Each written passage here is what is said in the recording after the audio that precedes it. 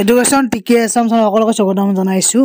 যিহেতু আমাৰ grade 3 grade 4 পৰীক্ষা এডিআৰই হৈ গ'ল, তাৰে পিছত আমাৰ হেল্থৰ পৰীক্ষা। গতিকে হেল্থৰ পৰীক্ষাৰ OMR আৰু লগতে এনচাৰ কিৰ ইয়াৰ বিষয়ে আমাৰ হিমন্ত বিশ্ব শৰ্মা ছাৰে কিবা এটা কৈছে, এটা বিশেষ গুড নিউজ এটা দিছে, সকলোৱে শুনি লওক।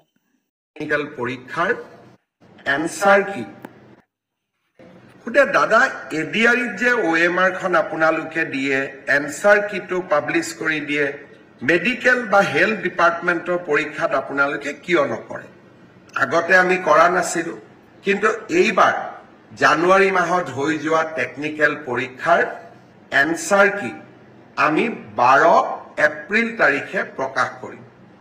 আৰু যিসকলে OMR খন সংগ্ৰহ কৰিব বিচাৰে তেওঁলোকেও 50 টকা দি OMR খন সংগ্ৰহ কৰিব পাৰিব।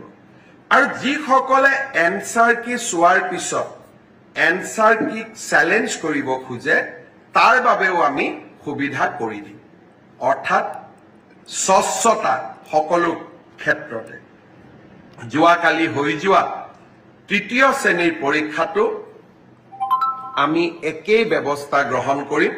মই ইতিমধ্যে আমাৰ স্বাস্থ্য বিভাগক কৈছো যে এডিআৰই পৰীক্ষা যেনেকৈ আমি নিকাকৈ অনুষ্ঠিত কৰিছো, আমি স্বাস্থ্য বিভাগৰ পৰীক্ষাও নিকাকৈ অনুষ্ঠিত কৰিম, শিক্ষা বিভাগৰ পৰীক্ষাও নিকাকৈ অনুষ্ঠিত কৰিম। প্ৰতিটো ক্ষেত্ৰতে আমি স্বচ্ছতা আৰু নিকাক আমাৰ জীৱনৰ লগত আমি গতিকে বন্ধুসকল নিশ্চয় গমে পালে যে বৰ্তমান সময়ত আমাৰ স্বচ্ছ আৰু নিকাৰ ওপৰত বহুত বেছি আমাৰ মুখ্যমন্ত্ৰী মহোদয়ে বহুত বেছি গুৰুত্ব দিছে। আৰু প্ৰিপাৰেশ্যনবোৰ কৰি থাকিলে হ'ল আমাৰ যিমানবিলাক কেণ্ডিডেটছ আছে, কাৰণ আগন্তুক দিনত আমাৰ যিহেতু ইয়াৰলি ভেকেণ্ট পোষ্টৰ এগেইনষ্টত এডভাৰটাইজমেণ্টবোৰ ওলাই থাকিব। গতিকে আগতে তেনেকুৱা নাছিল, আগতে পোষ্ট ওলালেও আমি এপ্লাই কৰিলেও সিমান এটা ফলপ্ৰসূ হ'ব পৰা নাছিলোঁ, কাৰণ আগতে কৰাপশ্যন বহুত আছিল।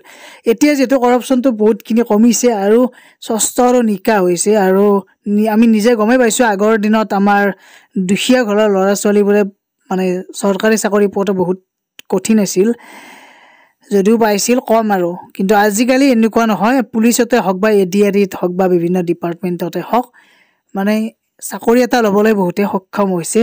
প্ৰিপাৰেশ্যন ভালদৰে নিজকে বেষ্ট দিবলৈ হ'ল, তেতিয়া এদিন নহয় এদিন সফল হ'বই। গতিকে ভিডিঅ'টো এইখিনি আছিল, সকলোৱে শ্বেয়াৰ কৰি দিব, লগতে ছাবস্ক্ৰাইব কৰি বেল আইকনটো প্ৰেছ কৰি ৰাখিব। ধন্যবাদ, থেংক ইউ।